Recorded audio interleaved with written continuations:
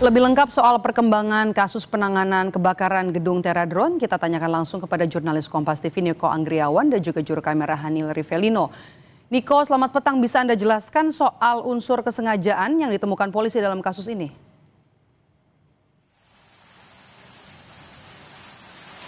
Ya, Medop dan juga saudara, tadi disampaikan langsung oleh Kapolres Metro Jakarta Pusat Kombes Pol Susatyo Purnomo Condro yang menjelaskan bahwa unsur kesengajaan yang dilakukan oleh tersangka atas nama Michael Wisnu Wardana ini harusnya dirinya sebagai Direktur Utama PT Teradron Indonesia ini mengetahui terkait dengan SOP penyimpanan baterai yang mengandung litium polimer di gedung Teradron Indonesia. Namun dirinya sebagai Direktur Utama ini mengabaikan standar operasional prosedur atau standar penyimpanan dari baterai tersebut sehingga menyebabkan terjadinya kebakaran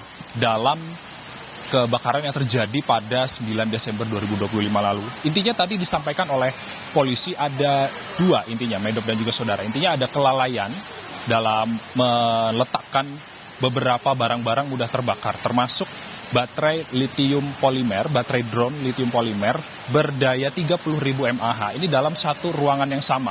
Baik itu baterai yang sudah digunakan, baterai rusak, dan juga baterai yang akan diservis ini diletakkan dalam satu ruangan yang sama di lantai 1 di gedung PT Teradron Indonesia.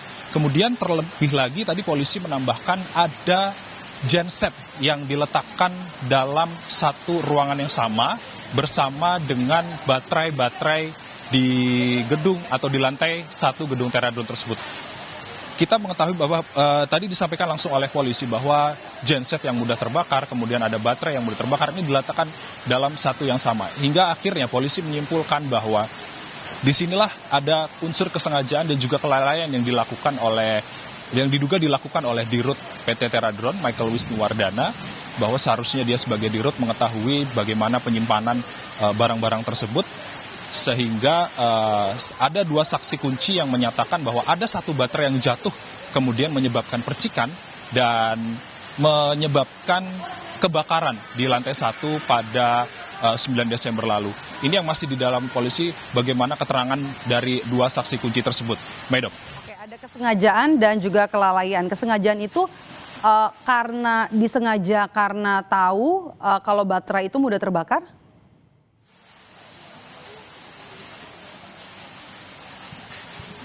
Ya, sesuai dengan keterangan dari Kapolres Metro Jakarta Pusat, Kombes Susatyo Purnomo Condro, bahwa sesuai dengan Undang-Undang Pasal 187, ini ada unsur kesengajaan sebagai direktur yang dirinya membiarkan barang-barang mudah terbakar tersebut disimpan dalam satu ruangan yang sama tanpa standar operasional yang memadai. Selain itu ada beberapa hal yang di garis bawahi atau yang diberikan yang menjadi perhatian dari polisi, Medop dan juga saudara. Di antaranya adalah tersangka ini tidak menunjuk petugas K3 atau kesehatan keselamatan kerja ini dalam melakukan penyimpanan baterai litium polimer tersebut, lalu kemudian tidak melakukan pelatihan keselamatan, terus kemudian tidak menyediakan ruang penyimpanan standar, kemudian tidak ada pintu darurat, sensor asap, dan juga sistem proteksi kebakaran di gedung Teradron Indonesia. Ini yang tadinya menjadi latar belakang polisi dari proses penetapan Michael Wisnu Wardana sebagai tersangka. Lalu kemudian kalau misalnya dari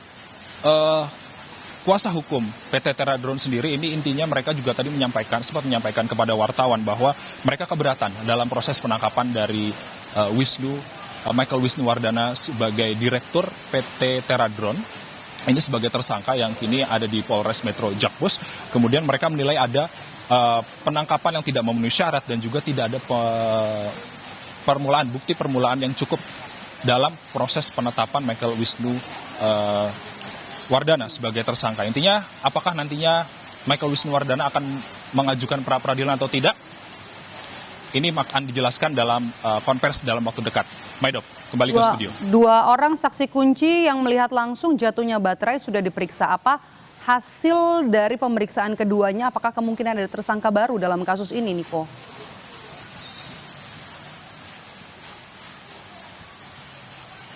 Ya, tadi dijelaskan oleh Kapolres Metro Jakarta Pusat. Intinya dalam dua